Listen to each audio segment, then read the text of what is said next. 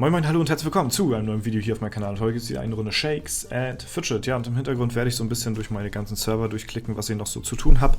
Noch die paar letzten Reste, denn wir haben es kurz vor 0 Uhr, aber das soll sich heute auch gar nicht um das Gameplay drehen, sondern heute kommt das Q&A-Video, ja, also so eine kleine Fragerunde, die ihr mir stellen konntet. Ich hatte ja eine Fragerunde auf Instagram eröffnet, ne? Und ja, diese Funktion bietet mir ja Instagram und diese habe ich dann auch genutzt für alle Leute, die da sind.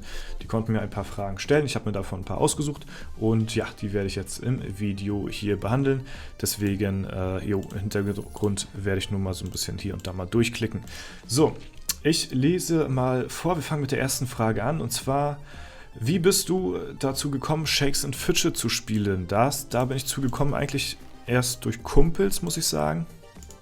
Die hatten mir das Spiel mal gezeigt gehabt und ja, ich hatte so Interesse eher an Handy-Games. Ich hatte damals, das war glaube ich noch, ich kam ziemlich spät mit meinem Handy, muss ich sagen. Ich hatte glaube ich mit 18 oder so, hatte ich erst so ein Handy hier gehabt. Vorher habe ich nur so ein Faustkeil gehabt, so ein Motorola und so. Also es kam alles sehr, sehr spät bei mir mit Handy-Generation und so. Das ging in der Schulzeit komplett an mir vorbei.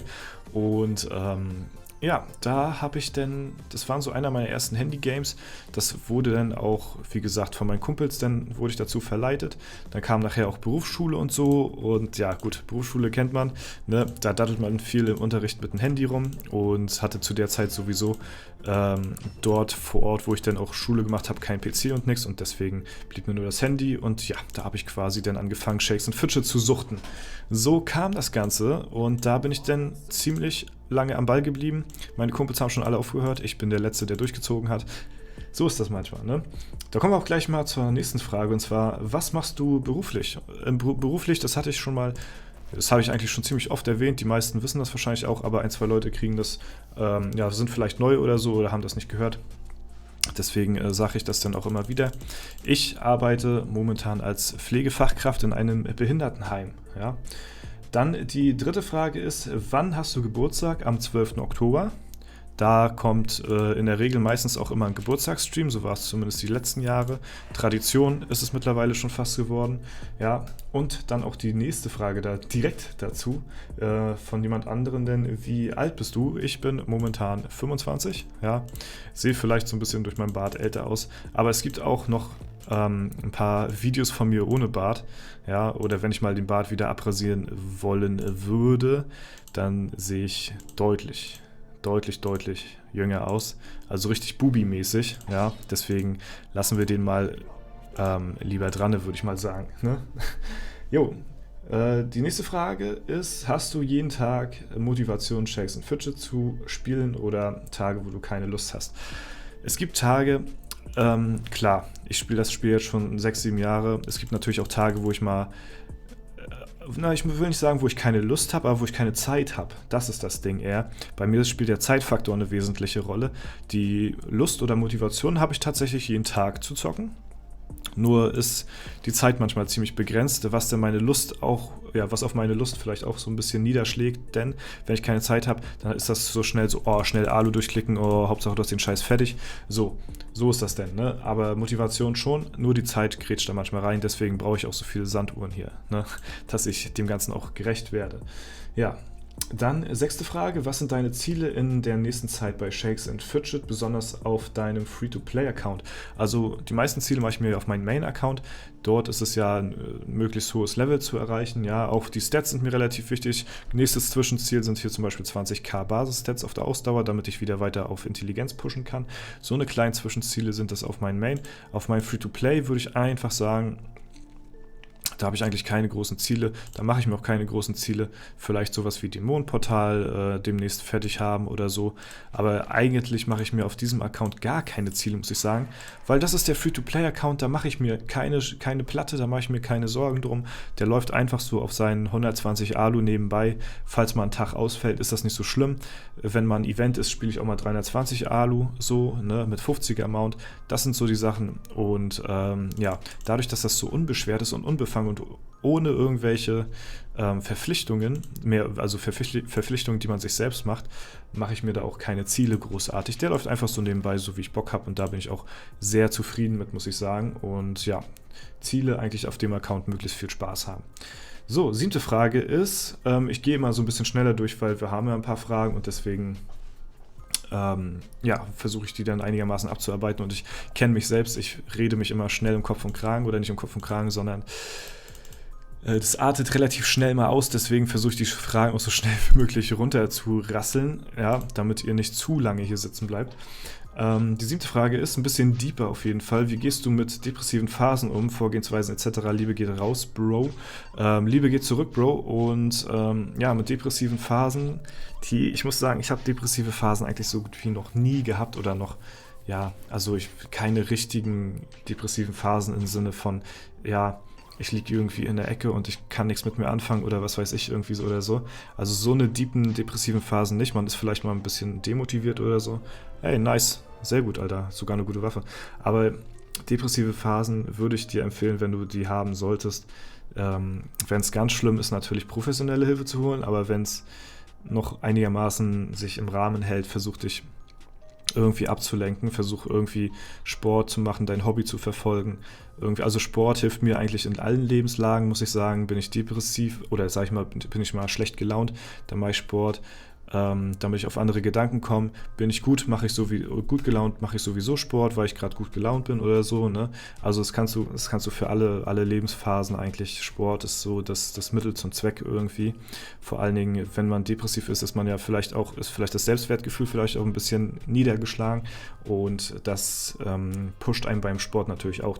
Wenn du irgendwie Erfolge siehst, dann fühlst du dich auch besser und so. Dein körperliches Wohlbefinden steigt und dadurch ja, schaffst du es vielleicht, die depressive Phase zu überbrücken. Dadurch ansonsten lenk dich ab mit deinen Hobbys, Quatsch mit Kumpels, ganz viel, also Quatsch mit Freunden, treff dich mit Kumpels, so. Natürlich alles im Rahmen, ne? Muss man ja jetzt in der heutigen Zeit muss man ja den Scheiß immer dazu sagen. Treff dich natürlich mit Kumpels, ne? Weil das ist auch eine gute Ablenkung. Freunde können einen immer gut zureden und so. Und ja, das ist auf jeden Fall das, was ich dir so empfehlen würde an der Stelle.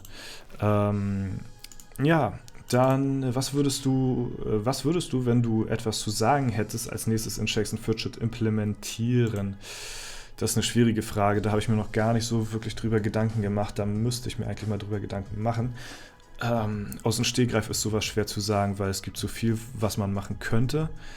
Deswegen ist es schwierig, ja, zu sagen, was man als nächstes macht. Es geht von Server-Fusionen bis hin zu Spezialservern, sowas wie Free-to-Play, also sowas wie den Speed-Server damals, dass man so eine Special-Server rausbringt, so eine Event-Server, wisst ihr, sowas wie zum Beispiel Free-to-Play-Server oder ein Oldschool-Server, wurde jetzt letztens gerade vorgeschlagen. Das wäre auch eine Sache, die ich auch sehr cool finden würde, wenn sowas kommt, ne?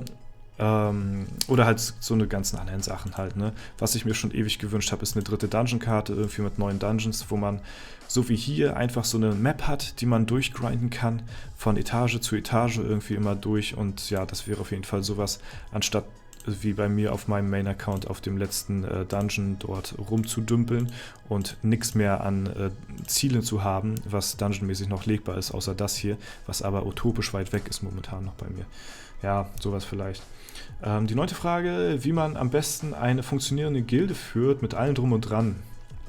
Auch schwer zu sagen, weil ich noch nie eine Gilde geführt habe, großartig. Deswegen, ich würde dir aber empfehlen, wenn du eine funktionierende Gilde haben möchtest, dann bevor ein Server startet, die ist gar nicht mal so schlecht, aber die ist rechts raus schwächer und hat keinen Sockel. Ja, bevor du vielleicht eine Gilde startest, dann such auf allen sozialen Plattformen irgendwie Reichweite, so dass du dich umhörst, wer möchte in deiner Gilde mitmachen und so, dass du dann auch zum Serverstart schnell 50 Leute zusammenkriegst, dann vielleicht mit Kumpels oder mit Freunden, Bekannten eine Gilde gründen, weil dann ist das Verhältnis in der Gilde vielleicht auch gleich ein Stück weit besser. Ansonsten eine funktionierende Gilde führst du immer, wenn du wöchentlich die Gilde up-to-date hältst, wenn du der Gilde sagst, das und das sind die Voraussetzungen und die müssen dann und dann erledigt werden, aber dann auch nicht wieder zu hart sein, so, ne? Da muss man halt sehen, was man für Voraussetzungen hat an die Leute oder was man schaffen will mit der Gilde, ja, dann, also ich würde wenn ich eine schöne, funktionierende Gilde gründen würde, dann ist, glaube ich, mein Kernelement wäre dann, wöchentlich eine Post zu verfassen, was die Woche so geschafft worden ist, was man als Gilde geschafft hat sozusagen und so die Leute immer ein bisschen up-to-date zu halten, weil das vielleicht auch viele interessiert, so statistikmäßig, was wir jetzt so erreicht haben, dass man nicht auf der Stelle stehen bleibt und die Leute immer weiter motiviert. Ne? Das ist, glaube ich, so das Kernelement, was ich meiner Gilde dann mit auf den Weg geben würde. Ja, die 10. Frage, welche Spiele außer Shakes & Fidget spielst du noch? Momentan gar nichts, weil zeitmäßig wirklich nichts anderes mehr drin ist außer Shakes & Fidget.